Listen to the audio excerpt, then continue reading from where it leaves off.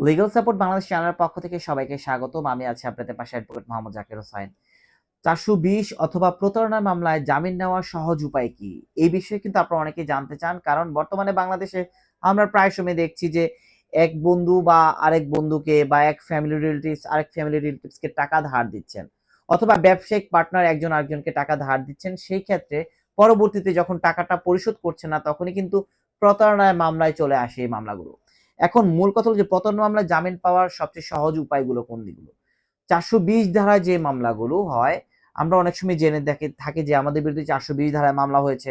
এখন জামিন নিব কি করে? এই বিষয়ে অনেক ধরনের হেডেক থাকে, অনেক ধরনের ভয় থাকে, অনেক ধরনের আতঙ্ক থাকে আপনাদের ভিতরে। প্রথমত মাথায় রাখতে হবে আপনার বিরুদ্ধে কত ধারায় মামলা হয়েছে এটা একটু খেয়াল রাখবেন। প্রতারণা মামলা কিন্তু ৪২০ ধারা হয় এবং ৪০৬ ধারায় হয়।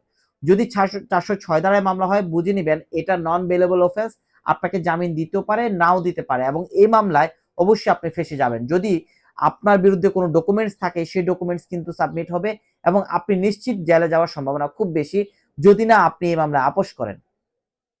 আর যদি এই মামলায় আপোস করে থাকেন আপনার জামিন হয়ে যাবে, আর যদি আপোস না করেন নিশ্চিত থাকেন আপনি জেলের ভিতরে চলে যেতে হবে। এখন মূল পয়েন্টে আসি, ৪২০ অথবা প্রতারণা মামলায় ধরে নিলাম আপনার বিরুদ্ধে ৪২০ এবং প্রতারণা মামলা হয়েছে। এখন জামিন এড়াবেন কি করে? জামিন এড়ানো, জেল হাজতে এড়াবেন কি করে? এখন জেল হাজতে এড়ানোর জন্য মূল পয়েন্ট হলো যে আপনি মূলত কাজ করবেন প্রথমত ৪২০ ধারা যে মামলাটা আছে সেটা হলো যে বেইলেবল অপশন, অর্থাৎ জামিন পাওয়ার হকদার। আপনি চাইলে এই মামলায় জামিন নিতে পারেন খুব সহজে। সেকেন্ড অপশন হলো যে এই ৪২০ ধারায় মামলা করার পর আপনি যদি চান তার টাকা ফেরত দিয়ে দিবেন, তাহলে কিন্তু মামলাও প্রত্যাহার হয়ে যেতে পারে।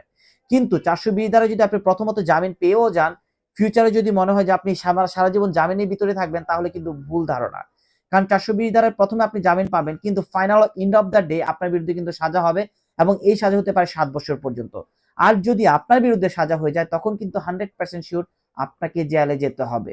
সো এই ৪২০ অথবা প্রতারণা মামলায় আপনি সাময়িকভাবে জামিনযোগ্য যেহেতু জামিন পেয়ে যাচ্ছেন, আর যদি ফাইনাল জাজমেন্ট হয়ে যায় তখন কিন্তু আপিল করে আপনাকে জামিন নিতে হবে এবং কি জেল হাজতে যেতে হবে। সো এরপরে যদি প্রতারণা মামলা বিষয়ে কোনো কিছু জানার থাকে বোঝার থাকে অবশ্যই আপনারা আমাদেরকে ইনফর্ম করতে পারেন।